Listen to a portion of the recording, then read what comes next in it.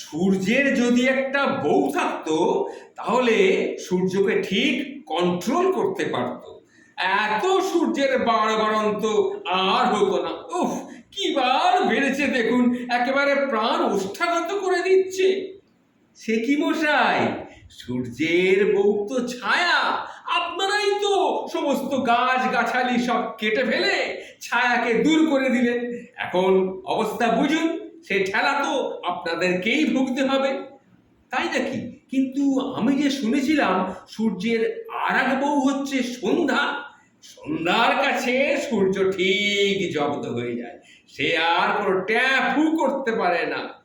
আর সূর্যের মেয়ে বৃষ্টি, সে যখন আবদার করে সে আসবে, সূর্য কিন্তু তার আবদারও আর ফেলতে পারে না, তখন ঠিক সূর্য ঠান্ডা হয়ে যায়। তবে কি জানেন তো, আজকাল কিন্তু দিনকাল পাল্টেছে। এখন কিন্তু স্বামীরা বউদের কন্ট্রোল করতে পারে না, স্ত্রীরাই স্বামীদের কন্ট্রোল করতে পারে। তাই ওসব কথা ছেড়ে, এটা বৈশাখ মাস চলছে, আসুন একটু গান করা যাক।